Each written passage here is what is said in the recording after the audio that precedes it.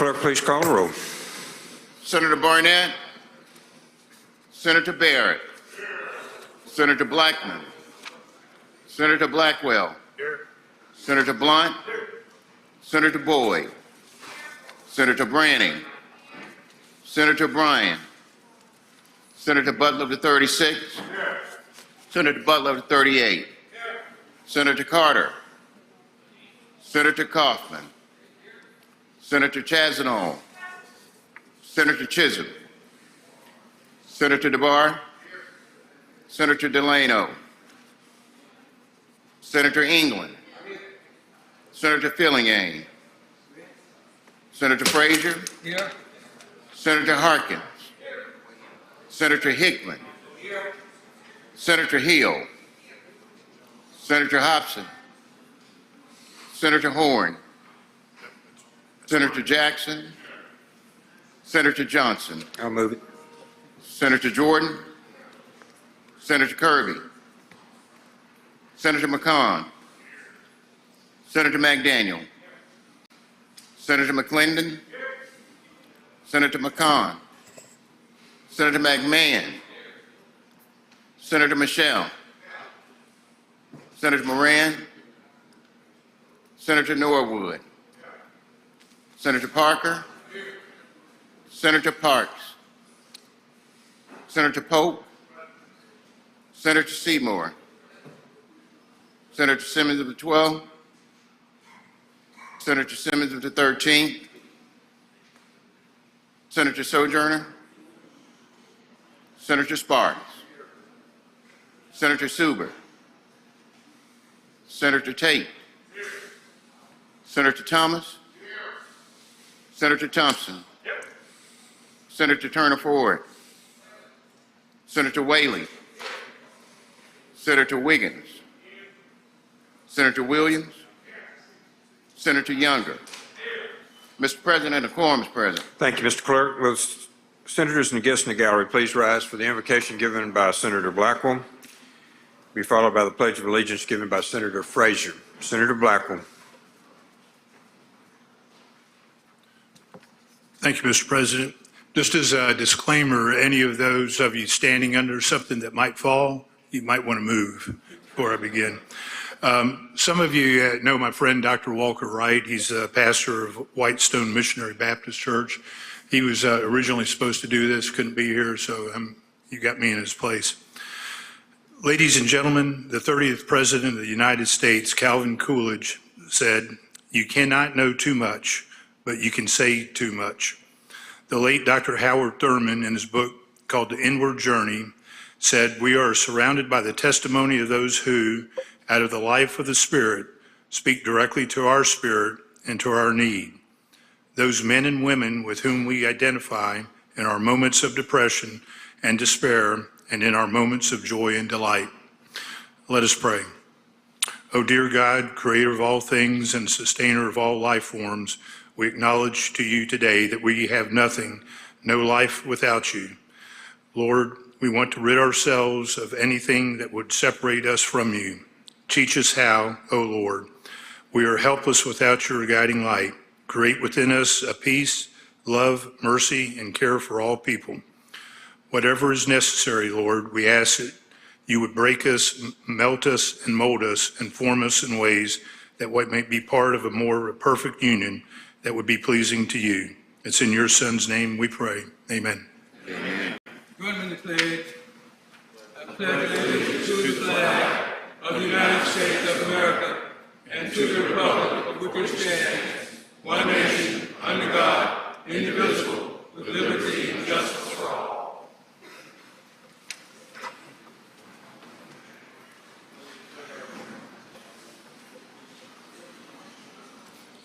Thank you, senators.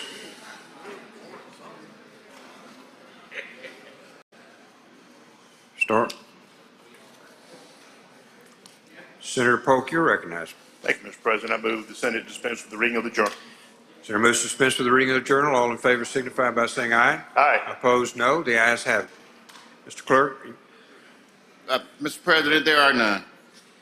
no committee reports. Senator Polk, you're recognized. Thank you, Mr. President. I move the Senate dispense with the reading of the committee reports. Senator moves to dispense with the reading of the committee reports. All in favor signify by saying aye. Aye. Opposed, no. The ayes have it. Next to the reading of the titles of the bills and resolutions, Senator Polk, you're recognized. Thank you, Mr. President. I move the Senate dispense with the reading of the titles of the bills and resolutions. Senator moves to dispense with the reading of the titles of the bills and resolutions. All in favor signify by saying aye. Aye. Opposed, no. The ayes have it. We'll go to introduction of guests. Introductions of guest senators. Senator Boyd, you're recognized for introduction. Thank you, Mr. President. Will the Senate please help me welcome Dr. Catherine Panel from Oxford. Thank you. Welcome, Doctor.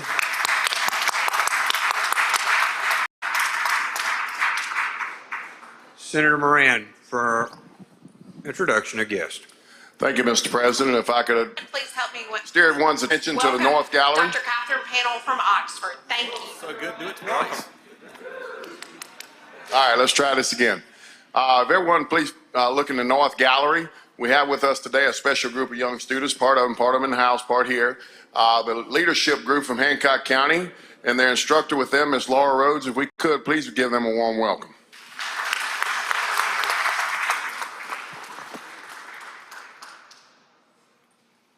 Glad to have you here. Leadership for the future. Other introductions. Other introductions. Senator Tate, you need an introduction, sir.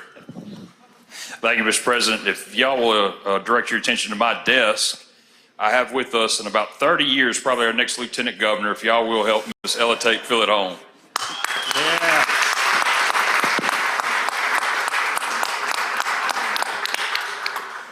She's already got the way down, Senator. Welcome, Ella Tate. We're glad you're here. Thank you for coming. Okay, other introductions. Other introductions. Okay, seeing none, we'll move to the calendar. Chairman Hobson passes. Chairman Harkins, you're recognized. Number 3, 1 and 2, retain their place on the calendar. Thank you, Mr. President. I'd like to skip item 3 through 6 and have them retain their place on the calendar and go to item 7, Senate Bill 2862, and have the title read. Mr. Clerk, please read the title. Senate Bill number 2862, sales tax provide industrial exemption for tangible personal property first used in another state. Make the usual motion. Senator makes the usual motion. All in favor signify by saying aye. Aye. Opposed, no. I'm sorry, Senator, one moment. All right, Senator Horn, for what purpose you seek recognition? I don't have your lights, sir. I'm sorry. Thank you, Mr. President. On my screen, I'm looking at a House Bill 778. Okay, on number 7, one moment, please, Senator. Number 7. I think we're on the House calendar, Mr. President. No, we're on the Senate calendar. Okay, He just had, it's back now. yeah. Okay, thank you. There we go. Number 7, Senator. Okay, Senator Hark, one moment, just a second. He's bringing it up.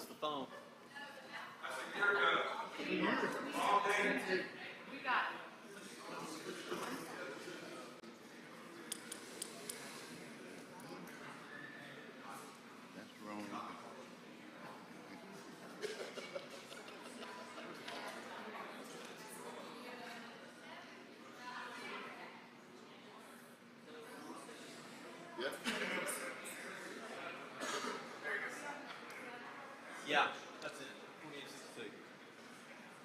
2862. Okay, Senator. Now we got the right one. Thank you, Senator Horn. So we've made the usual motion, and I would like to recognize Senator Barnett to explain the Senator bill. Barnett, you're recognized to explain the bill. Thank you, Mr. Chairman.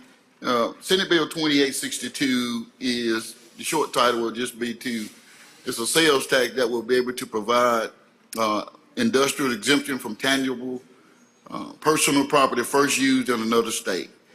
And if you turn to lines 450 and 458 of the bill, this is the only new language in this bill.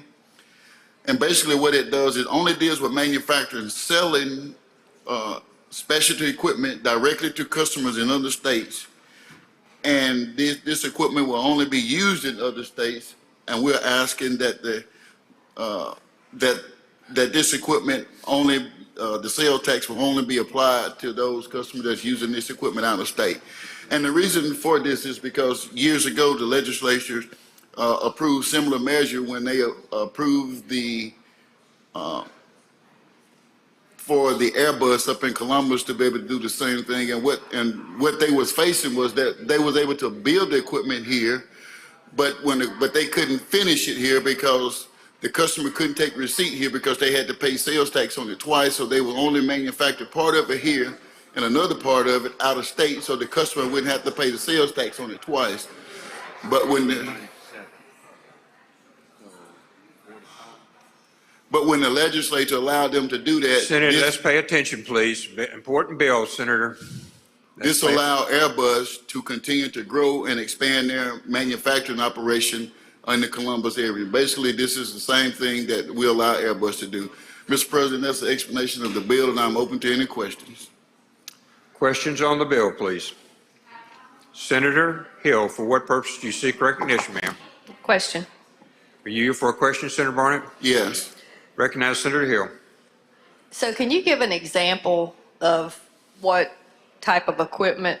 This is not like agriculture equipment. No, ma'am, this is not for any agriculture equipment. This does not affect retail sales or anything. This is, for instance, when we have customers that builds not dump trucks, but like garbage trucks and those type of things. When those customers from out of state, they want to come in and be able to see the product, but they also want to be trained on it as well. Mm-hmm. And if they come in to be trained on it, most of the time they want to drive it away, but they don't have that ability now to drive it away. But what we're doing by not allowing our companies to do this is that if we allow our companies to do this, then those people that would come in and do this business, they would stay here, they would train here, they would eat at our restaurants, stay at our hotels, and this is good for the local economy now. But what we're having to do now is that if they come in, then we're having to drive the vehicle or the equipment across state lines and give them where they take ownership of it, and then it'd be then the tax is applied when they get to the. So they're going to pay taxes in their state, just like we do if we buy a car in Louisiana. We don't pay taxes till we come back here. So this just gives them the ability to pay the sales tax of it in their own state. And not having to pay for it twice. Yeah, okay, thank you. Thank you. Thank you, Senator Hill. Other questions on the bill? Other questions on the bill? Seeing none, we're ready for your motion, Senator. If there's no other question, Mr. President, I ask for passage by the afternoon roll call. Anyone object to the procedure? Court is voting no. Present. Seeing none, the bill passes. Thank you, Senator. Senator Harkins on number 8.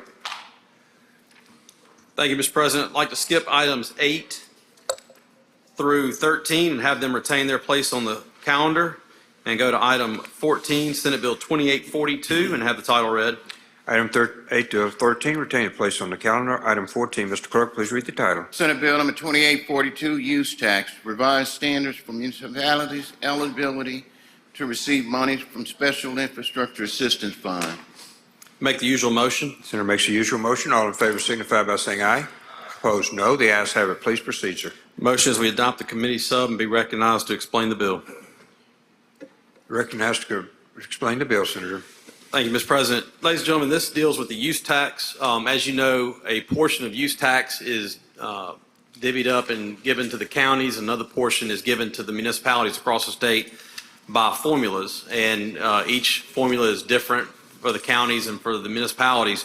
The municipalities have a pretty good bit of work to do to represent to DOR their past expenses, and it's kind of cumbersome, but there's also a kicker that there's a CPI marker that's in their formula. They have to increase their spend with the CPI, and obviously with the rate of inflation right now, that's a burden to municipalities to have to wind up spending 8% more year over year on their base spend for roads and infrastructure work in order to get the use tax money. So what we're going to do, we put a reverse repealer in the bill. We're going to get with the Department of Revenue and see if we can't come up with a better formula for the municipalities. I think the counties are okay with their formula and the way they get their money, but I think we're going to see if we can come up with a little bit easier way for municipalities to report their base spend. Maybe since we've already got a couple of years of this going on, we can do 2 years to make sure they're spending at least that amount in successive years, and to deal with the issue of the CPI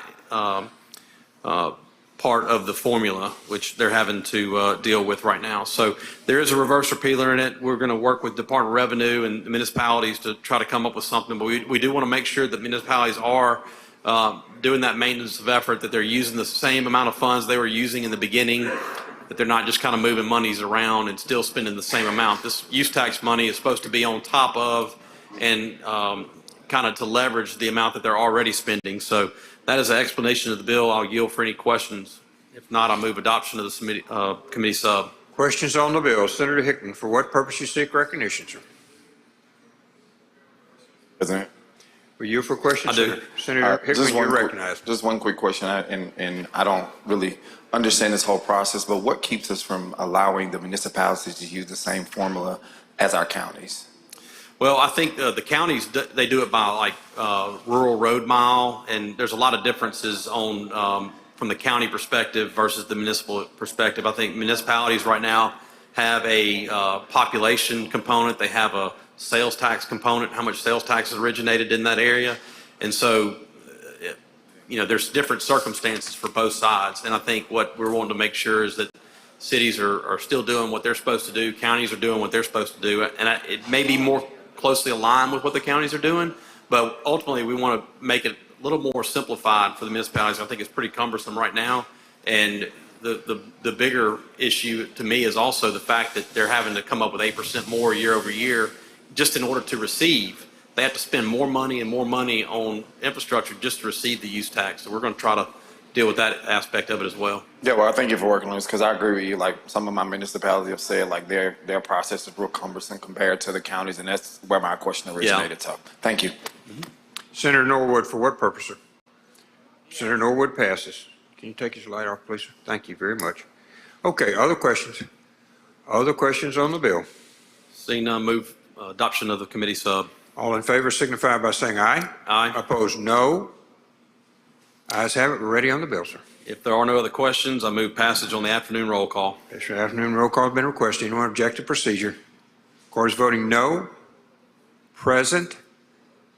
Seeing none, the bill passes. Thank you, Senator Harkins. I'd like to 15. skip item 15 and have it retain its place on the calendar. Item 15 retains its place upon the calendar. Does anyone have a motion to reconsider?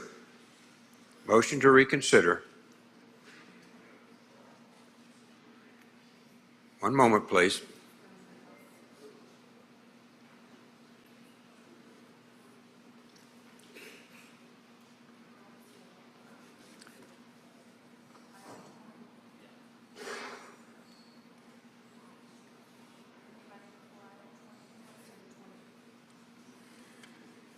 Anyone before item 20? Seeing none, You got 19? You do? okay, item 19, Senator Chesnall.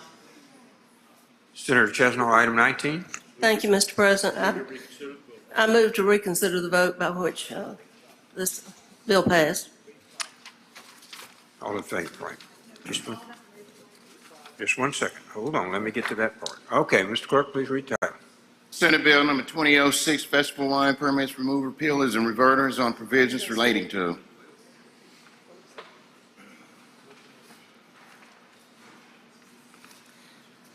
Made your motion? Yes, the motion is to reconsider the vote by which this bill passed. Motion to reconsider. All in favor signify by saying aye. Opposed, no. The ayes have it. Yes, and Mr. President, I'd like to reconsider the vote by which the amendment number 1 passed. All in favor signify by saying aye. Opposed, no. Ayes have it. Okay. It's my request that the body will vote this amendment down. It was presented by my esteemed colleague, Senator McMahon, and after it passed, we realized that there was a need for more study as regards this amendment. It is something that could be brought back up next year, I believe. We need, I think, a clean bill to keep moving forward because these festivals are important to all of us in the state. And so my request is that you will vote to defeat this amendment, please. Okay, any questions? Any questions on the motion? Seeing none, you're ready for the vote. Ready for the vote. All in favor signify by saying aye. Aye. Opposed, no. The ayes have it. I voted no. Pardon me? Sorry. No. Vote no. That's what I'm Vote no. saying. She voted aye.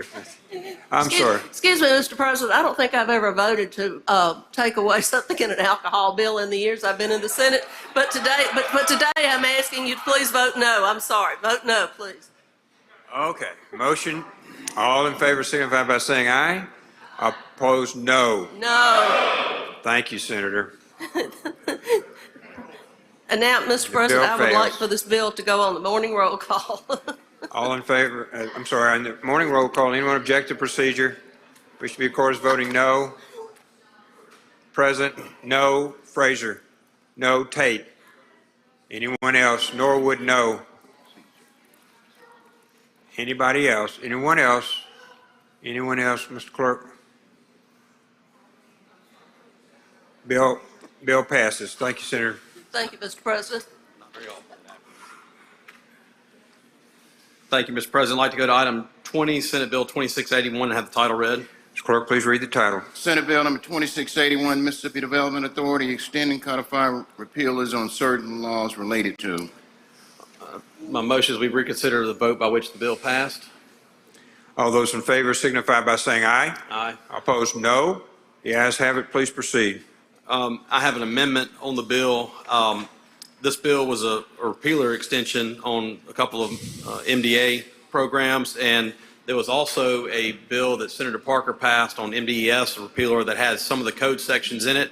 So what we're going to do is we're going to remove all the sections that were in the MDES bill and just leave the one section, Section 5 in the bill that dealt with the gap counties, the amendment we made on that in committee. So all of the repealers are extended in a bill that's already gone over to the House.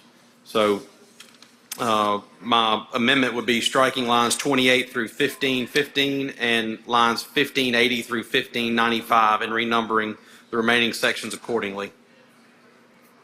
That's an explanation of the amendment. I'll yield for any questions. Questions on the bill? Questions? I move passage of the amendment. Seeing none. All in favor, are you wanting roll call? Or are you passing the amendment first? Okay. All in favor signify by saying aye. Aye. Opposed, no. The ayes have it. Now we're ready, Senator. All right. If there are no further questions, I move passage on the afternoon roll call. When roll call, final passage has been suggested. Anyone object to procedure? Court is voting no. Present. Passes. Thank you. Thank you, Mr. President. Okay. Parker. Senator Parker. Senator Fillingane. Senator Fillingane passes on 22 and 23. All of those retain their place on the calendar. Senator Chasnow. Senator Chasnow. Passes. Senator Delano. Senator Delano passes 26 through 29, retain their place on the calendar. Senator DeBar passes 30. Senator Branning. Senate, we're on 31. I'd like to skip item 31 and ask that it retain its place on the calendar, move to item 30. Actually, like to move to suspend the rules and take up several items in block. Move to suspend the rules. All in favor signify by saying aye. Opposed, no. The ayes have it, Senator. The motion is we take up item 32, 36, 37, 38, and 39 all in block. Does anyone wish to delete any of them in block? Anyone?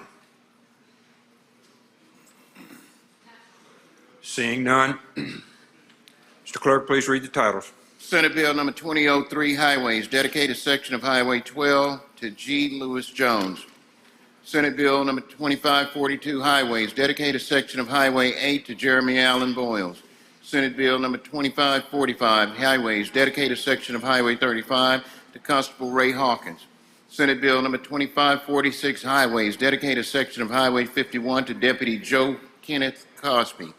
Senate Bill number 2547, Highways, dedicated section of Highway 315 to Nolan Meditol. Make the usual motion. Senator makes the usual motion. All in favor signify by saying aye.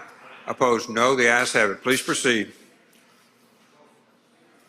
I'll now explain all the bills in block. Senate Bill 2003 is just an act to designate a segment of Highway 12 in Oktibbeha County as the Chief Lewis Jones Highway. Then we have Senate Bill 2542 to designate a portion of Highway 9 in Chickasaw County as the Jeremy Allen Boyles Memorial Highway.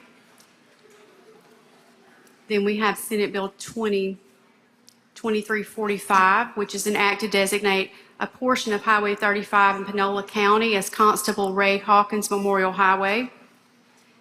Senate Bill 2546 would be to designate a portion of Panola County as the Joe Kenneth Cosby Memorial Highway. And the final one in the block is Senate Bill 2547, an act to designate a section of Highway 315 in Panola County as the Nolan Metatol Memorial Highway. And that's the explanation of the bills in block. I'm happy to answer any questions. Otherwise, Questions on the bill? Questions on the bill? Seeing none, Senator, we're ready. motion is passage on the afternoon roll call. Anyone object to procedure? Court is voting no. Present? Seeing none, all in block passes. We're on 45, Senator. Actually, I'd like to skip item 40 and ask that it retain its place on the calendar and call up item 41, ask the title be read. Mr. Clerk, please read the title. Senate Bill number 2559, Transportation Extend Repeal on Harvest Permit Authorization and Fees. Make the usual motion. Use your motion. All in favor signify by saying aye. Opposed, no. The ayes have it. Please proceed, Senator. Senate Bill 2559 is simply a bill to extend the repealer on the harvest permit to 2027, and you will see that change on line 138.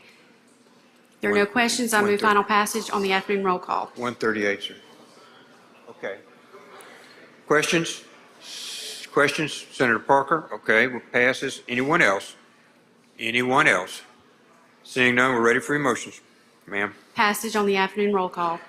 Afternoon roll call has been requested. Anyone object to procedure? Court is voting no. Present? Seeing none? Passes. Thank you, Senator. I'd like to go to item 42, call it up and ask the title be read, Clerk, please. please read the title. Senate Bill number 2602, Highways, dedicated section of Highway 25 to Cash McGraw. Make the usual motion. Senator makes the usual motion. All in favor signify by saying aye. Opposed, no. The ayes have it. Please proceed. I'd like to be recognized to explain the committee sub. Recognized to explain the committee substitute. This is a memorial highway bill that does two different things.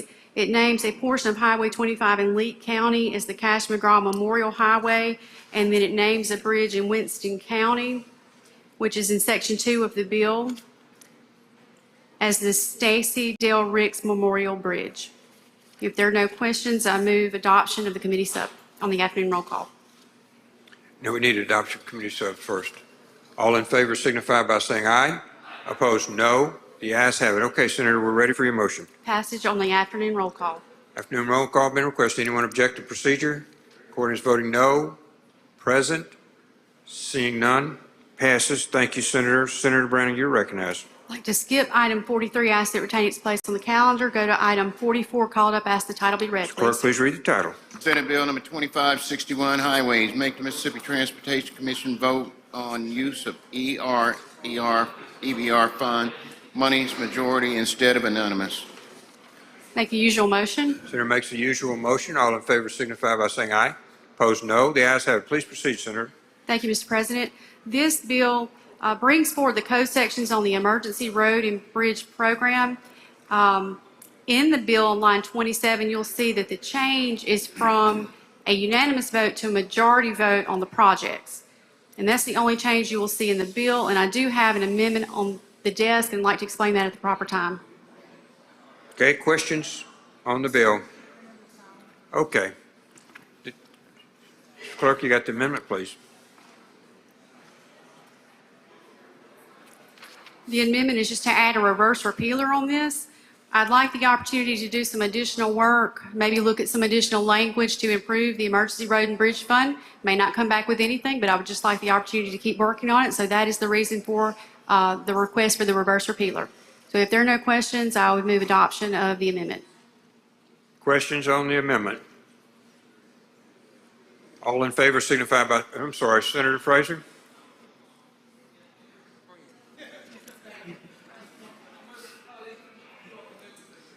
All right. On the amendment, all in favor signify by saying aye. Opposed, no. The ayes have it. Senator Hill, we're back on the bill, ma'am. Introduction out of order at the proper time. Okay, we'll get you right after this passage. Okay, we're ready on your motion, Senator. Final passage on the afternoon roll call. And roll call's been requested. Anyone object to the procedure? Which requires voting no. Present. Seeing none, bill passes. Thank you, Senator.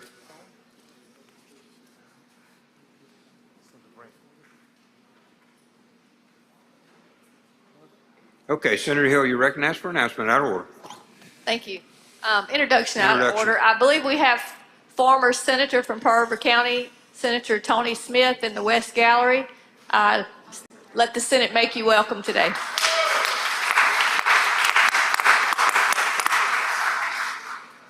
Senator Frazier, for what purpose? Introduction out of order, please. Introduction, please proceed. I would like the Senator to make welcome a good friend of mine, a former legislator from the state of Georgia, Representative D. Dalkin Hagler in the West Gallery. Please make her welcome. Senator Parker. Senator Parker for introduction. Thank you, Mr. President. With unanimous consent, I'd like to be added as a co-author on item number 39, Senate Bill 2547 from today. Okay. And anyone else who would like to be a co-author, please come to the front. I know there'll be a number because he was a member of the House for so long in the Senate. If y'all would come up and give those to the secretaries, we'll do those in block, I'm sorry. Okay, Senator Thomas. For what purpose, sir? Introduction out of order. Please Mr. President. proceed on introduction. Mr. President, we have the doctor of the day I would like to introduce. We have Dr. Mary Willis. She's a neurologist, and she's the chair of the Department of Neurology at UMMC. And she's from Madison, Mississippi. We're going to ask her to stand. Let's give her a warm Senate welcome. Mr. President, we also have two of students that's shadowing her today. We have Anthony D. Stevens and Omar DiMacci from William Carey College in Hattiesburg, Mississippi. They're first-year medical students. Let's give them a warm welcome. Welcome. Senator Blunt, for what purpose, sir? Thank you, Mr. President. Since we seem to have reached a brief intermission, I'd like to request an excused absence from my desk mate, Senator Hobson. Is there no objection? It is granted. It's granted. Okay. All right. Back on the calendar, and Senator Branning retain and replace 45 and 46. Thank you, Senator Bryan. Passes. Senator Michelle. Pass and retain Bryan and Michelle. Senator Fillingane. Pass and retain 50 through 53. So Chairman Blackwell. Pass and retain. Chairman Tate. Chairman Tate passes and retain. Chairman Moran. Pass and retain. Chairman Delano. Pass and retain. All retain their place on the calendar. We're on item 60 now, and that would be Chairman Wiggins. You're recognized, Chairman Wiggins. Senator Wiggins, you're recognized. Thank you, Mr. President. Move that we pass 60 and 61 and ask that they retain their place on the calendar, go to 62 and call that up, ask the title be read. Mr. Clerk, please read the title. Senate Bill number 2379, Code Books revised number required to be ordered from publisher. Make the usual motion. Senator makes the usual motion. All in favor signify by saying aye. Aye. Opposed, no. The ayes have it. Please proceed. Thank you, Mr. President. This is a simple bill. There are certain members who get a copy of the Mississippi Code, and what this bill is doing is simply updating that and taking out some antiquated language dealing with CD-ROMs and things like that, and allows for the codes to be sent upon request. With that, be happy to answer any questions. Questions on the bill? Questions? Seeing none, Senator, we're ready for your motion, sir. Move passage on the afternoon roll call. Afternoon roll call has been requested. Any object to the procedure? Of course, voting no. Present. Seeing none, bill passes, Senator. Pass 63 and have that retain its place on the calendar. Retain its place on the calendar. Chairman Pope. Chairman Pope, 64 to 68, retain their place on the calendar. Chairman Hill. Chairman Hill passes 69. Chairman Whaley. Chairman Whaley passes 70. Chairman Kaufman. Pass and retain 71 to 73. Chairman Younger passes 74. Chairman Carter. Chairman Carter passes 75 and 76. Chairman Bryan. Chairman Bryan passes 77 and 78. Chairman Fillingane. Chairman Fillingane is recognized. We're on 79, Senate. Thank you, Mr. President. I'd like to skip item number 79 and have it retain its place on the calendar and go to item 80. Mr. Clerk, please read the title. Senate Bill number 2239, Highway Patrol officers authorize use of official uniforms, weapons, and vehicles off-duty while performing private security services. I make the usual motion. Senator makes the usual motion. All in favor signify by saying aye. Aye. Opposed, no. The ayes have it. Please proceed. And move that we go to the committee substitute and ask that you recognize Chairman Barnett to... Chairman Barnett, you're recognized. Thank you, Mr. Chairman.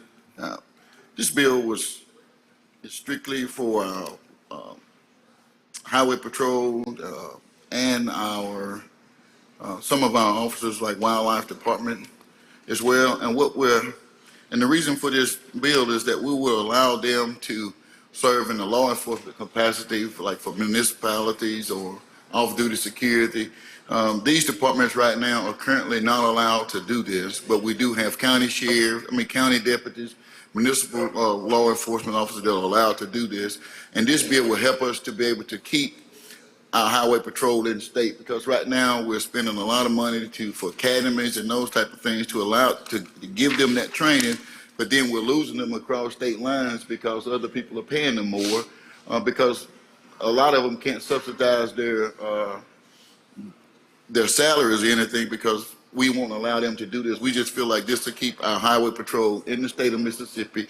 And it also, in my opinion, gives us an opportunity to have some of the best trained law enforcement officers that we have to be able to work some of these additional duties for municipalities or counties or even private security.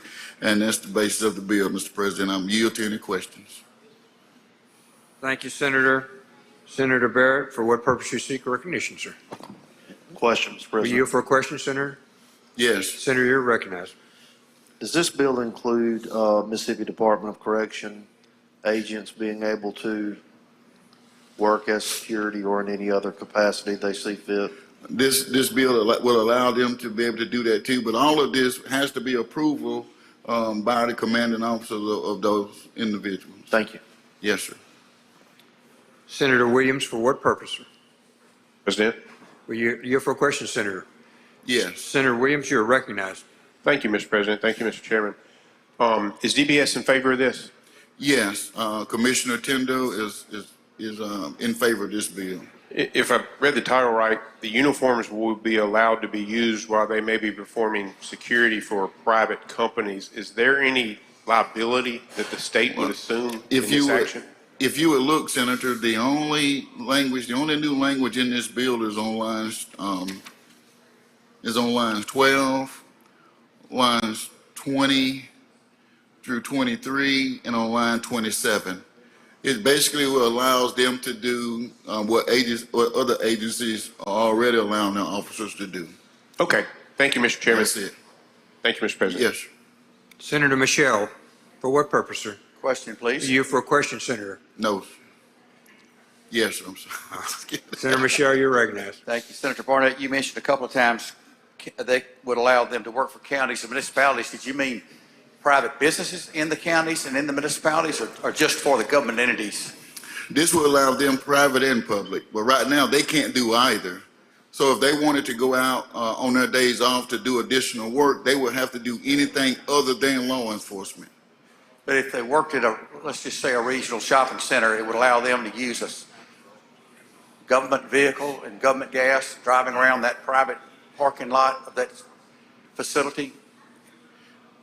Yes, but this, like I said, this will have to be approved by the commissioner before they can go out and go to work. So they just can't be hired and go to work without the approval of the director of that department. That's an individual decision on a case-by-case basis? Yes.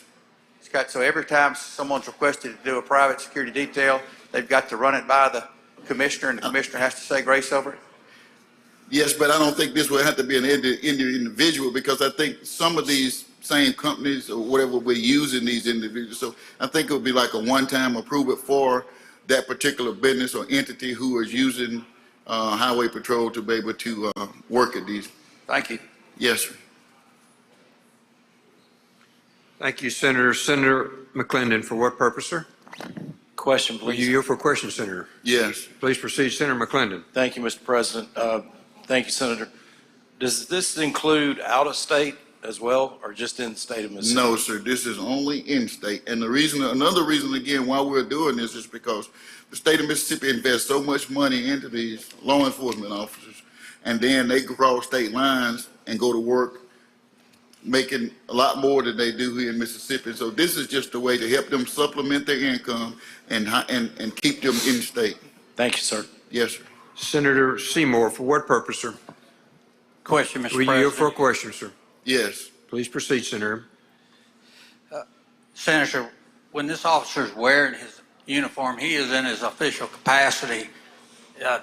Is he going to carry on when you're putting him under a different title with a private entity? Ain't that similar to being impersonating?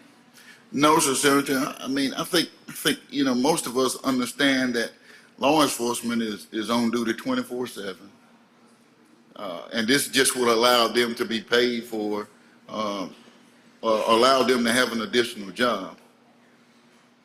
But he's still using his official uniform of the department. Yes, sir, but I think that's still the discretion of the commanding officer or the commissioner. Thank you. Thank you. Yes, sir. Senator DeBar, for what purpose, sir? Question, Mr. President. You yield for a question, Senator. Can I think about it? You can. Maybe. Yes, I yield for a question. Senator DeBar. Thank you, Senator Barnett.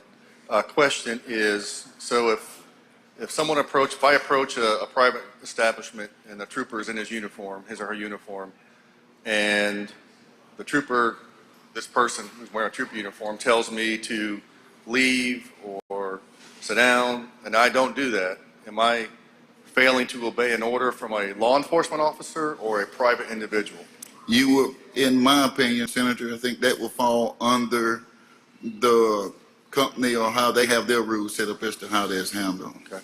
So if this person who's providing security in a trooper's uniform tries to arrest me, is he doing it in his law enforcement capacity or his private citizen? He's making a citizen's arrest. I think they will act just like others do now, is that if they're acting in that capacity, then they will hold that individual and notify the local authority to do it, to be able to make the arrest.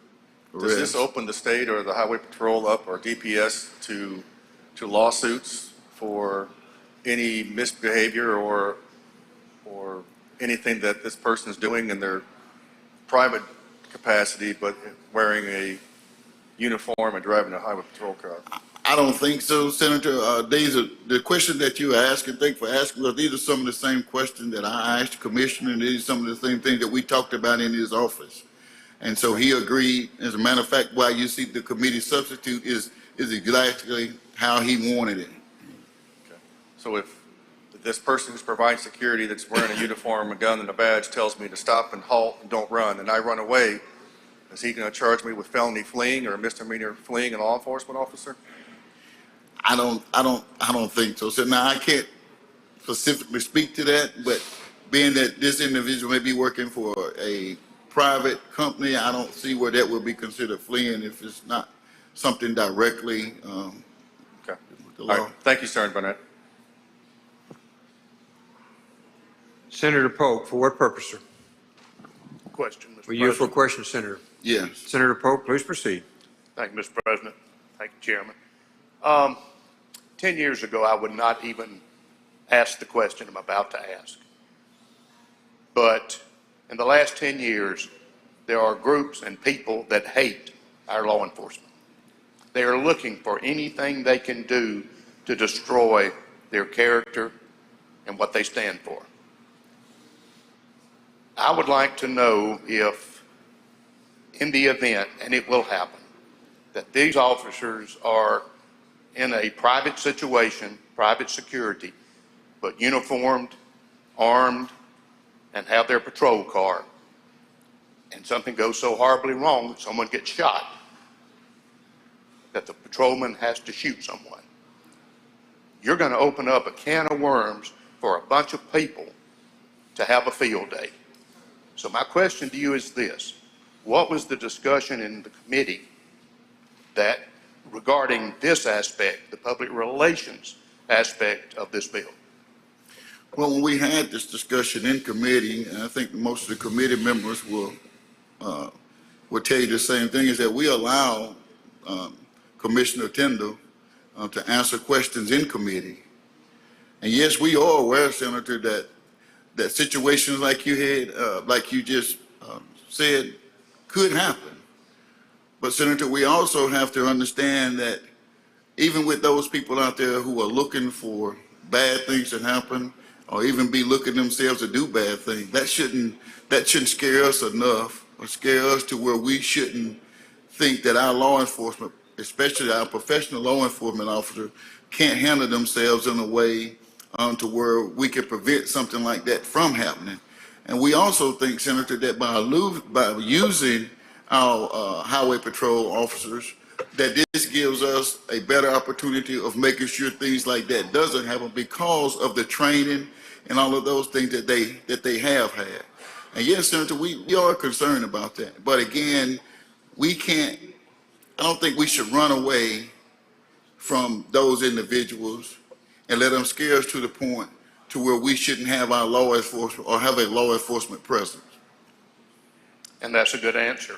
But my question again would be this: if that should happen, hopefully it would not, but if that should happen, don't you think CNN, NBC, CBS, ABC would be all over this situation, taking pictures and putting it all over the national news? Well, Senator, as a former mayor, I can tell you this, and we didn't have highway patrol, but as a former mayor, there was not a day that didn't go by that didn't go through my mind. And what if one of my officers are involved in a situation like this? What if something like this happens? But then, Senator, I have to think about what if I decide to let those out there who do not wish to follow the law, who wish to break the law, let them scare me to the point to where I can't have law enforcement in place to protect my citizens. All this is doing, Senator, just allowing the best trained that we have an opportunity to work off duty. Who's to say that the commissioner will approve for them to work at private place? Maybe this may be an opportunity for them to assist our municipal law enforcement. They may be short officers, or even assist, or even work for the sheriff in a county where they may be shorter officers. We just wanted to make sure that if they did have an opportunity to work in these places, then they would be afforded that opportunity. But to be clear, we're giving them authority to wear their uniform, use the car, the state car, and the firearm for a private enterprise. But Senator, we also allow our sheriff deputies, we also allow our municipal officers to work baseball games, football games, whatever it may be, in a security manner, and they are using their county or city-owned uniforms, and sometimes they use their city-owned vehicles and their county-owned vehicles. At that point, they are not employed by the county, they're employed by the school system that hires them. And I'm aware of that. In fact, the bill that gave deputies the ability to use their patrol cars in private situations, I tried to defeat. Thank you, sir. Yes. Thank you, Senator Polk. Senator Sparks, for what purpose you seek recognition, sir? Question, Mr. Are you President. here for a question, Senator? Yes. Senator Sparks is recognized. Thank you, Mr. President. Thank you, Mr. Chairman. You were asked a question about could you charge a crime. I understand you're not a practicing lawyer, although you serve on both Judd A and Judd B and serve well. If someone's charged a crime and the record would reflect, would it not, that that individual was hired by a private service because he would have had to have permission from his supervisor? Is that not true? That's true. So therefore, he would not be on duty, or she would not be on duty to write a criminal charge, correct? Exactly. Okay. And the supervisor should know well enough to tell them that before they approve that. And each supervisor, we're expecting to put rules and guidelines that they'll share with their officers. Is that correct? I would think so, yes. We gave the counties and municipalities this maybe last year. Do you know of any incidents that have been reported to us of problems with what we allowed the counties and cities to be able to do? I can't recall any. As a matter of fact, Senator, I know that there's a small town. As a matter of fact, it's the town where the state auditor grew up at there. They only have one full-time officer, and that's the police chief. The rest of their law enforcement, or the rest of their policing body are those members of the Jones County Sheriff's Department who come there and work off duty so that they can have a presence there. Isn't it true on line 72 through 75 that the official uniform, weapon, and vehicle may only be utilized within the jurisdiction of the governmental entity whose uniform are involved? In other words, if you cross the state line to work for someone privately, you can't wear the uniform. That's current use law. the car or the gun. That's exactly right, Senator. That's current law. Do you understand that there is an indemnity clause that a private business who would hire these individuals have to indemnify or insure to cover any issues, acts, or omissions by the people they hire, even though they're wearing a uniform? That was one of the things that the commissioner talked about, and he would make sure that those things are in place before approving officers to be able to work at these type of places. And then finally, and I certainly appreciate Senator Polk's concern about the visual if someone's in a uniform and something happens, but as you understand it, are we not losing troopers to other states, especially troopers who just came out of trooper school after we've spent the money to train them at a very expensive training because our pay schedule may not be as high as states around us? And the goal of this legislation is to allow them to supplement their income and hopefully stay with us. That's exactly right. Thank you, Mr. Chairman. Thank you. Thank you, Senator Sparks. Other questions? Other questions on the bill? I'm sorry, on the committee substitute. Seeing none, we're ready for the motion. Thank you, Mr. President. If there are no other questions, I ask adoption of this bill, the committee substitute by the afternoon roll call. So voice vote, Senator. Adoption of the committee substitute. All in favor signify by saying aye. Aye. Opposed, no. The ayes have it. We're on the bill, Senator. Thank you, Mr. President. I ask that that we approve this over the afternoon roll call.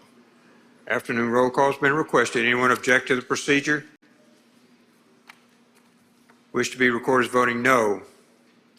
Michelle, Polk, Seymour, Kirby, Barrett, DeBar. Anyone else?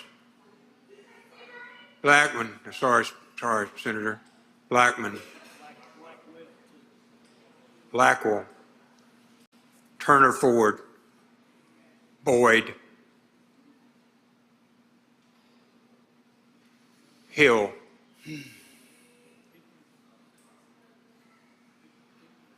Hickman, present. Anyone else? Mr. Secretary, you see anybody else? Fraser, no. Jackson, present. R. Jackson. Present. Anyone else? Anyone else?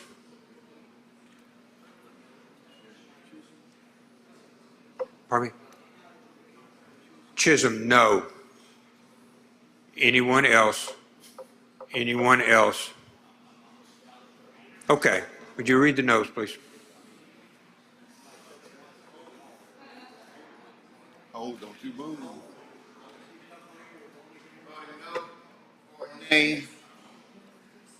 Polk, Michelle, Seymour, Kirby, Barrett, Hill, Frazier, Chisholm, DeBar, Blackman, Blackwell, Turner Ford, and Boyd. Voting present, Hickman and Jackson.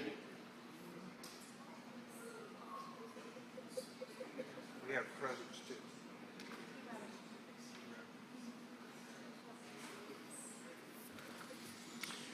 All right.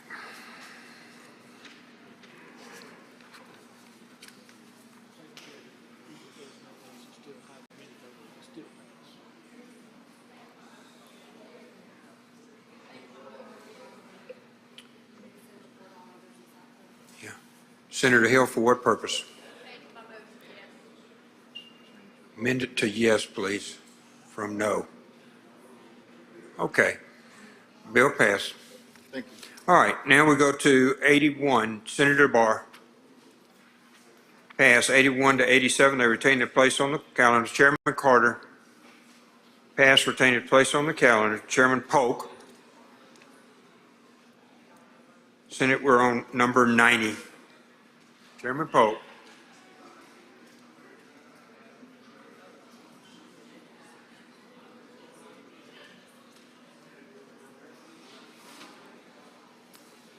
Thank you, Mr. President. I'd like to call up item number 90 and ask the title be read. Mr. Clerk, please read the title. Senate Bill number 2514, Secretary of State clarify authority to transfer land records to Department of Archives and History. Make the usual motion. Issue motion. All in favor signify by saying aye. Opposed, no. The ayes have it. Please proceed, Senator. Mr. President, I'd like you to recognize Senator Parker to explain the bill. Senator Parker, you're recognized. Thank you, Mr. President. This bill comes to us from our Secretary of State, Michael Watson, and just basically what it does is in the event that the Secretary of State determines that due to age, condition, or material, that the preservation of records is not within the capabilities of his office to be maintained, that the Secretary of State may transfer said documents to the Mississippi Department of Archives and History for preservation. And it does that in two sections. The intent behind this is some of these delicate documents are getting to a point where his office is possibly going to have trouble preserving them, and this just gives them another option to help preserve this information going forward. Be glad to answer any questions. Questions on the bill? Seeing none, we're ready for your motions. Motion would be passage by the use of the afternoon roll call. Afternoon roll call has been requested. Anyone object to the procedure? Court is voting no. Present. Seeing none, bill passes. Senator Polk, you're recognized. We're on 91, sir. Thank you, Mr. President. I ask that title to 91 be read. Mr. Clerk, please read the title. Senate Bill number 2735, mayoral veto power, clarify scope of. Make the usual motion. Senator makes the usual motion. All in favor signify by saying aye.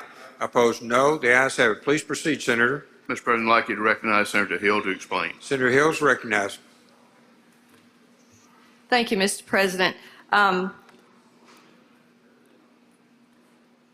All this basically does, this is a strike all. Council had left one code section out. I'd like to be recognized just to explain the strike all. You're recognized. Okay, all this basically does is just clarify that a mayor cannot act unilaterally and enter into a contract or adopt an ordinance or expend funds in excess of $100 in one instance without the vote of the council or board of aldermen. And that's basically all it does. Would I have any? Senator, one moment, please. I'm looking for the strike all, please, ma'am. One moment.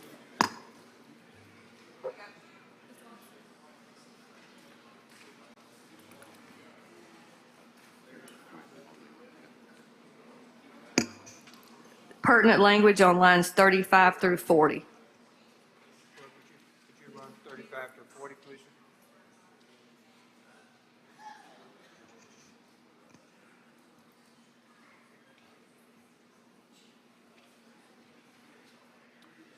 Okay. Senator Jordan, for what purpose? Are you recognized for a question? Thank you, Mr. President. Senator, does this is for any form of city government we have several in the number? Correct. Any form of city government we'd have, council, board of aldermen, it just clarifies that a mayor cannot unilaterally act and enter an ordinance or into a contract or expend an excessive amount of funds without prior approval of the council. You said $100, did you say? Yes, no more than $100 on one occasion without prior approval from the It doesn't council. matter how large the city may be or how small it may be. Correct. Because if How it's, large? right, if it's travel expenses or anything like that, the council's going to already have that approved, but we know that something could come up that the mayor needs to do. So that's why we put that at $100. Thank you. Could Thank have a you. flat tire, you know, something like that. Senator Wiggins, thank you, Senator. Senator Wiggins, for what purpose, sir? Question. Are you for a question, Senator? Yes. Senator Wiggins, you're recognized for a question.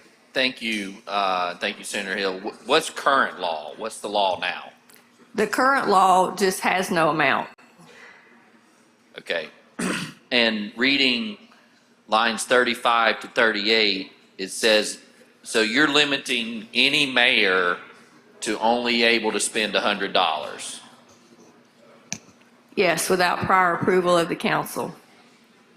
Is that a problem going on right now in different municipalities? There's been a few occasions, yes. So this is not having anything to do with their veto power? Well, basically, it was said that that some mayors thought that their veto power allowed them to act in the absence of the council. So that's what this is clarifying, that this acting unilaterally is not a veto. Well, but a veto, correct me if I'm wrong, is separate from expending of money. Correct. And the veto is discussed on lines 16, 17, 18, 19, and 20. And what's the current law on veto for mayors? The current law says if the mayor can veto any measure approved by council or board of aldermen, and then the council can go back and override that veto. I mean, none of that's changing. It's just basically clarification. Okay, what about, is this affecting or is there an issue with emergency declarations by No, mayors? this would not have anything to do with emergency declarations. That's a separate chapter. Okay. What if a council and a mayor have an agreement or an understanding already in place? I'm happy to strike that $100. The main thing is we wanted to make sure that they could not enter into a contract or to create any kind of ordinance or enact on an ordinance without the prior approval of the council, that would not be their veto power to act without the council. Well, I appreciate, I am concerned that the $100 is, I mean, for cities that have a lot of, significant budgets, that's an issue. I won't go through the Well, process. typically, if the council gives a credit card to the mayor, basically, there's already prior approval to use that credit card, so this probably would be separate from that if they did something that the council had not already given the mayor authority to do. Okay. All right, thank you. Thank you. Senator McCon, for what purpose? Question. Are you for a question, Senator Hill? Yes. Senator McCon is recognized for a question. Just a quick clarification. With this prohibition right here of nothing over $100, would that supersede an emergency declaration that was in place, or are we going to be binding that as well? No, this emergency powers is in a whole separate section than this. Council can answer that, but I don't think it does. This does not supersede emergency declaration. He's saying no. All right, thank you. Any other questions?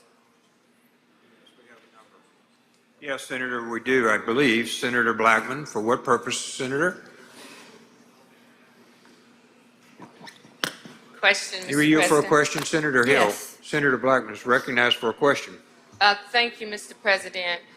Senator Hill, when a county or a city adopt their budget, as long as any department is operating within the budget that the city or county adopts, would they not be operating legally? Well, that would depend on what they were purchasing. If they were purchasing outside the scope of what they should be purchasing for, or if they were purchasing things maybe without a purchase order, I think there could be a lot of situations to where they may or may not be within the legal confines of their approved budget. Well, but my statement was that they were operating within the confines of a budget that this legislature directs that they approve by September 15th of each year. Correct, and that has nothing to do with this bill. Well, if the mayor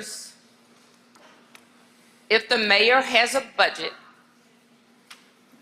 which I presume that every mayor does, and that has been approved as our statute states by September 15th of each year, and they're operating within the confines of that budget that the state of Mississippi said had to be adopted by September 15th of each year, would they not be operating legally?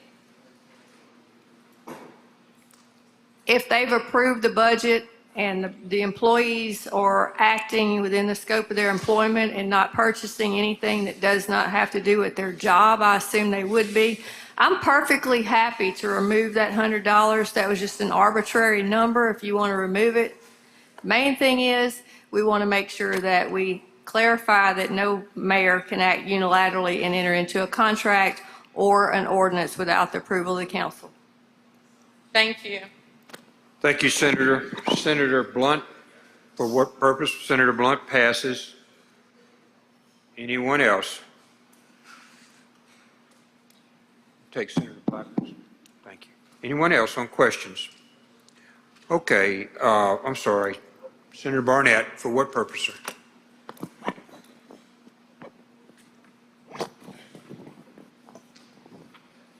Question, Mr. Were you President. here for a question, Senator? Yes. Senator Barnett, you're recognized for a question.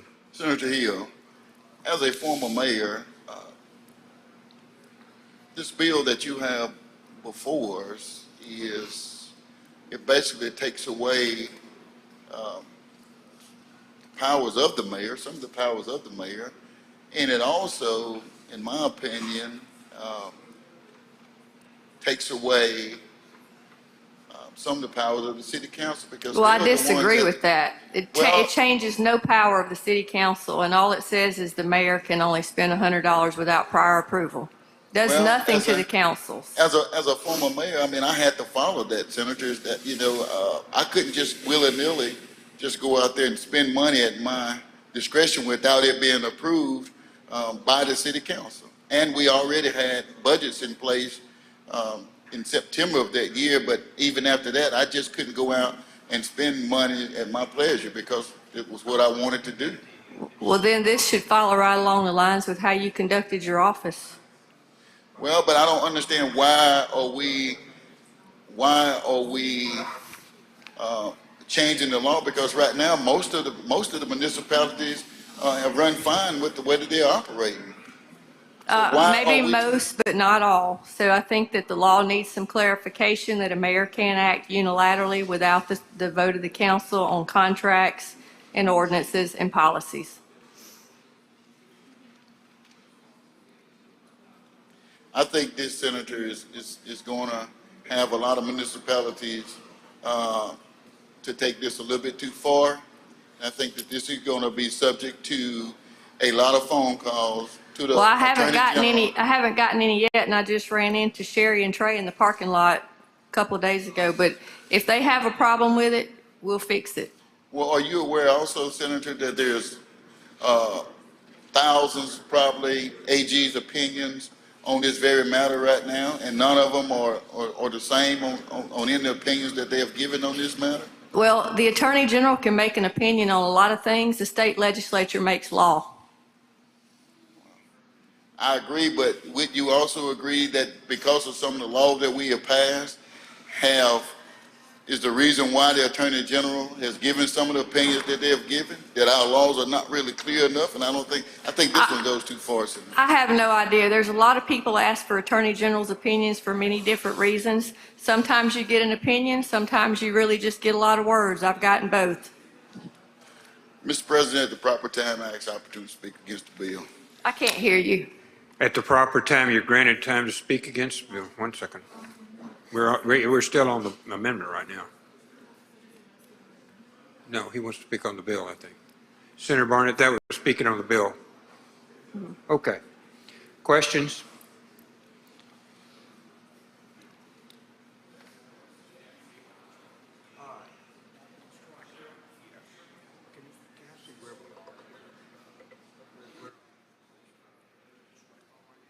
We need to adopt strike all. Okay. All in favor signify by saying aye. Aye. Opposed, no. Okay, we've adopted a strike all. We're back. Now we're on the bill. Bill, it wasn't a strike all, it was just an amendment. Pardon me? 1 moment, please. If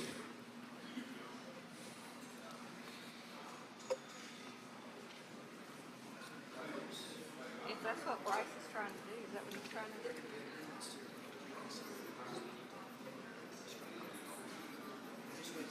Okay.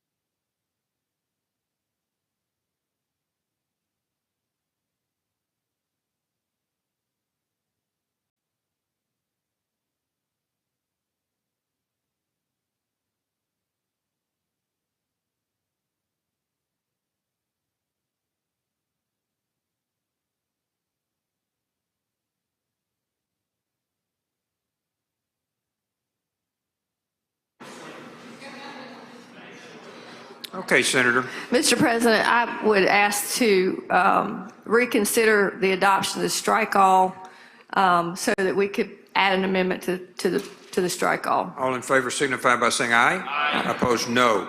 The ayes have it. Okay, Senator Wiggins. Back on the strike all, and you're recognized with the amendment. Thank you. My amendments, we're inserting a reverse repealer. I know where Senator Hill's trying to go. I spoke with Chairman Polk, and he's in agreement with the reverse repealer. I think it needs a little bit work, but that's what the amendment is. I'd ask you to adopt the amendment. Senator? I have no opposition to the amendment. Okay, we're ready for the motion. All in favor? I know, I get to do that. I'm practicing.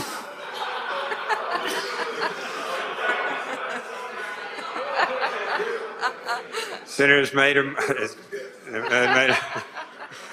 a motion. All in favor signify by saying aye. Aye. Opposed, no. The ayes have it. We're getting close to the end. Hang on. Now we're back on the strike all.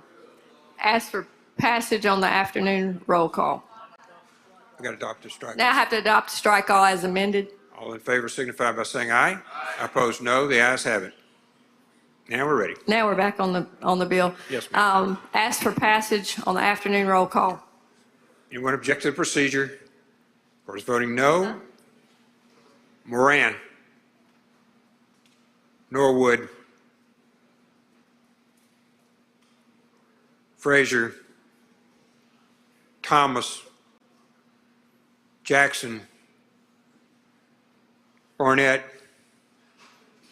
Horn. Blackman. Butler. Hickman. Kelvin? Butler. Turner Ford. Blunt. Anyone else? Mr. Clerk, please read the noes. Suber, present. McCon, present. Anyone else? Read the noes, please, Mr. Clerk, and we'll close.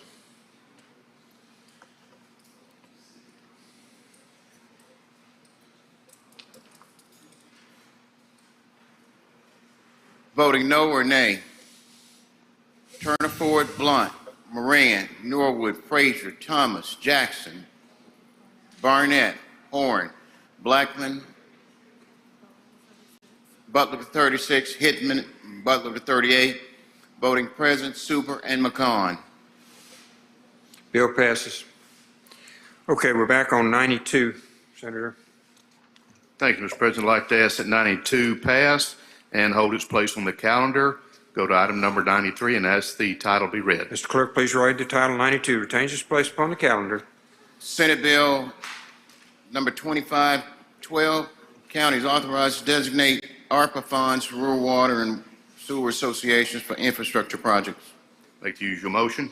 Senator makes the usual motion. All in favor signify by saying aye. Opposed, no. The ayes have it. Please proceed, Senator Polk. Mr. President, I move to consider the committee sub in lieu of the original bill. You're recognized to explain. I'd like for you to recognize Senator Younger to explain that. Senator Younger, you're recognized. Thank you, Mr. President. Thank you, Mr. Chairman. All this does is it gives the boards of supervisors of any county authorization to directly allocate ARPA money to the rural water associations for sewage. It adds sewage to that if they have sewer in the, on their association. It also is incorporated from municipalities for water, sewer, and stormwater infrastructure projects if said water association or municipality spans 2 or more counties. The majority of the water meters for the water association or municipality must be located in that county allocating said funds. It's good for everybody. Thank you, Senator. Questions? Senator Whaley, for what purpose, sir? Pass. Senator Blackman, for what purpose, ma'am? Question, Mr. Are President. you for a question, Senator Younger? Yes, sir. Please proceed, Senator. Thank you, Mr. President. Senator Younger, last year, did we not have a pool of money that just was available for the rural water associations? If you say so, we did. Maybe the chairman can answer that. I think we did. We did. Okay, and so my next question is the rural water associations did not receive any money directly from ARPA.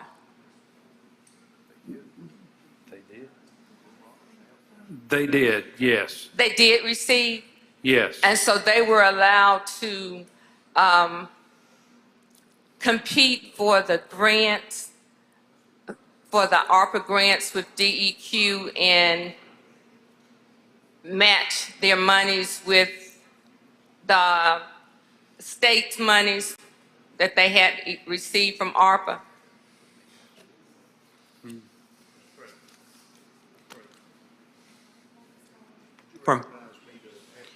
I'm going to let Chairman Polk answer that. Senator Polk is recognized to respond to Senator's question. Thank you. Thank you. The water associations did receive ARPA funds. They were handled by the health department instead of DEQ. And it was not a match fund, it was a grant fund. They applied, the best projects were graded and won, and there was no match, but there was a cap of $2.5 million per grant. The water associations were able to get $2.5 million? Up to 2.5 million, depending on the cost of their project. And theirs was a total grant, whereas the cities had to match their monies for DEQ to get, if one had 500,000, and they could get another 500,000 for DEQ. That's correct. from DEQ. That's correct. And the main reason for that, Senator, is water associations receive no ARPA funds directly from the federal government. Many of our cities and counties did. But they could get up to $2.5 million when our cities, some of our cities only got $50,000 or $75,000. And so when they were matched, they got $150,000. That was the way both bills ended up being written, yes.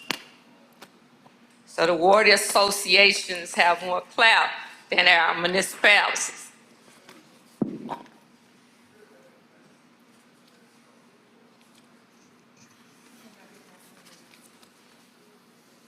Senator Younger? I make a motion that we adopt the committee sub. I think we have a couple of questions yet, Senator. One moment. Senator Seymour? Great. Yes. You're recognized for a question, sir. Thank you, Mr. Chairman. Would you be inclined to take on an amendment? Several of the counties in the state of Mississippi have utility authorities that are under this same kind of impediment, I guess you'd say, from being able to receive funds from their supervisors. Not today.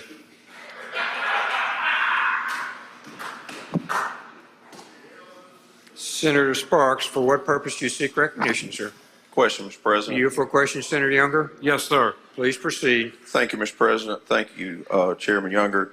The question from Senator Seymour brings to light the fact that we left out approximately 12, as I understood it, water districts, one of which is in my county, that could not apply for the grant program, which was $300 million for rural water associations, I understand it. And they also could not apply because they were not a county or a municipal match person, which was $450 million. So I think that's where he's coming from. I don't want to leave them out again. But this bill, if I understand it, only gives authority to a board of supervisors to directly give money to a rural water association or municipality within their county. Is that not correct? If they vote for it, yes. Okay. This bill is to overcome what's called the gift provision, where the county couldn't give money to a water association. Is that what we're trying to accomplish with this bill? Well, right now, it's my understanding that they can give to the Rural Water Association if they choose to, the supervisors.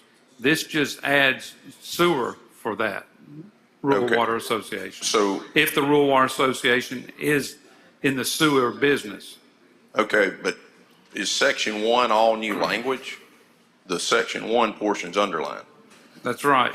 Okay, because the way I'm reading it, if I'm not mistaken, it's just giving the Board of Supervisors authority to directly allocate some of their funds. I go back to Senator Blackman's question. We did give associations less money. They did not have a match.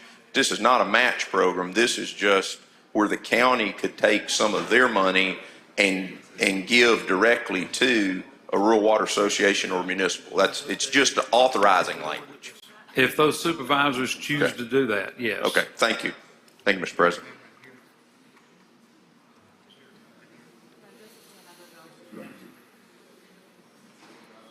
Okay, Senator Hill, for what purpose? Question. Were you for a question, Senator Younger? I sure don't want to, but I will. Senator Hill? This is probably a question for council anyway. Currently, can a board of supervisors give to a utility authority?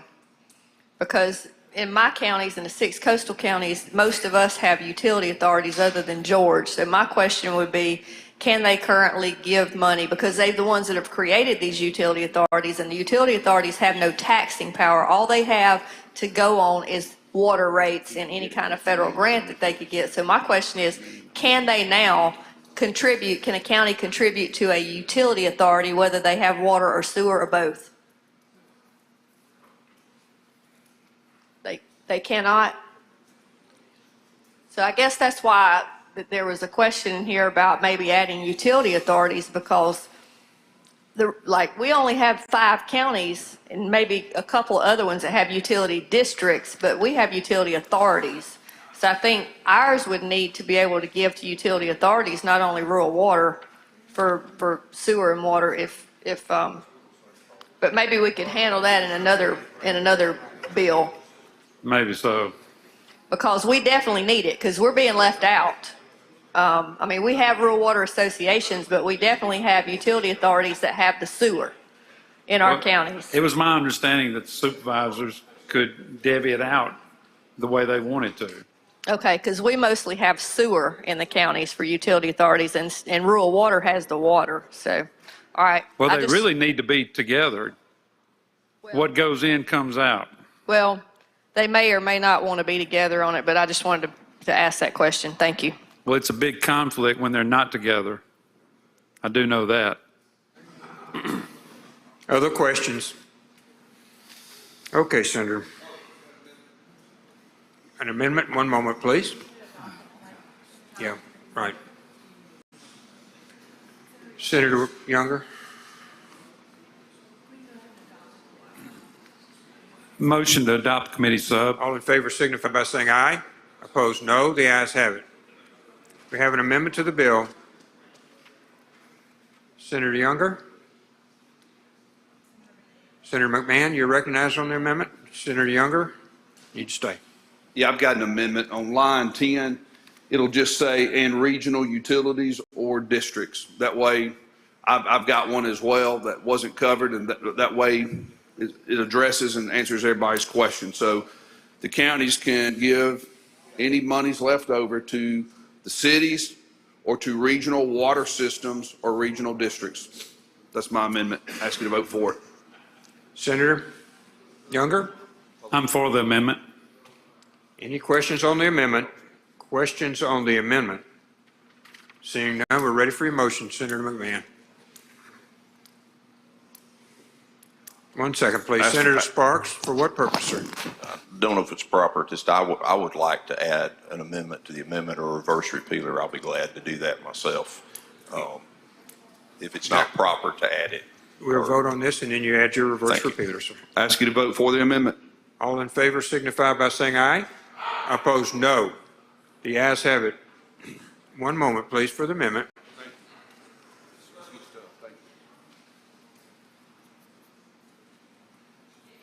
Senator Hickman, for what purpose, sir? Introduction out of order, Mr. President. Please proceed while we're waiting. Mr. President, in the gallery, we have some fine individuals from Mississippi Votes joining us. If you would stand and let the Senate make you welcome this afternoon.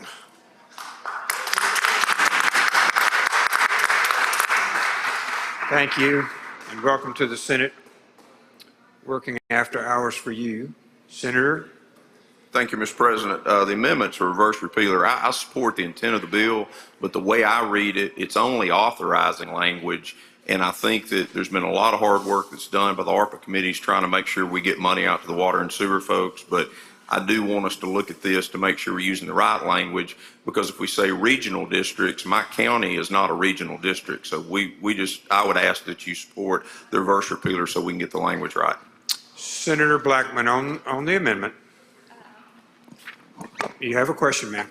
Parliamentary inquiry. Please proceed. What number amendment is this? This would be an amendment. This is the second amendment, the first amendment to the committee substitute, and now there's another amendment to the amended committee substitute. Okay, so this is the third. Second. Second to the committee sub. Yes, ma'am. Okay, thank you. Thank you, Senator. Okay, other questions? Other questions? Okay, we're ready on your motion, Senator Sparks. Just move that we adopt the amendment. All in favor signify by saying aye. Aye. Opposed, no. The ayes have it. Senator Younger? We've adopted a committee substitute and the amendments. We're ready now for your motion, sir. I make the motion that we pass this with afternoon roll call. All in favor signify by saying, oh, sorry. Is anyone object to the procedure? We should be, of course, voting no. Present? Seeing none.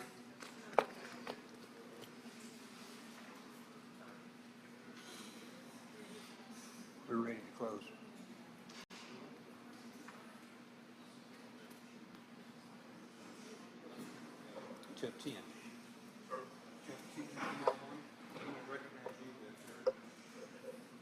Okay, all of the other remains that take their place on the calendar, retain their place on the calendar. And appreciate everybody's hard work going into the evening here. And we'll recognize Senator, first let's go to announcements before we recognize Senator. Are there any announcements? I think we've had all our committee meetings. Any announcements? Well, apparently so. Senator Tate, recognized for an announcement. Adjourning memory. Please proceed. When the Senate adjourns today, I ask that it do so in memory of Miss Sybil Collins of Meridian. Sybil Collins, Mr. Clerk. Senator Khan. Dan, you got me now? Just reminding everybody that's going to participate in the legislative showdown, you're going to be in barn 14, the show barn, not going to be in the Coliseum this year. Everybody come cheer them on. And the date and time, sir. 6 o'clock. 6 o'clock today.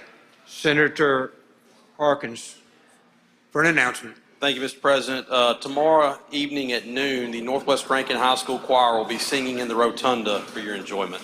Northwest Rankin is be awesome. Senator Parker. For announcement. Please proceed. Tomorrow morning at 8:30, Capitol Prayer will be meeting in room 204. Alice Sage will be bringing the devotion. 204. Senator, everybody, any other announcements? Thank you for your time today and tonight. Senator Polk, you're recognized. Mr. President, I'd like to make a motion to reconsider item number, Senate Bill number 2239 on today's calendar. 2239, Mr. Clerk.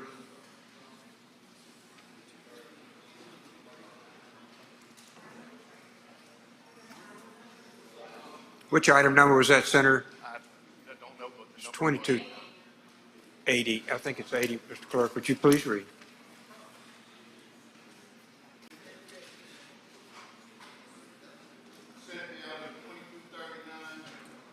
Highway Patrol officers authorized use of official uniforms, weapons, and vehicles off duty while performing private security services.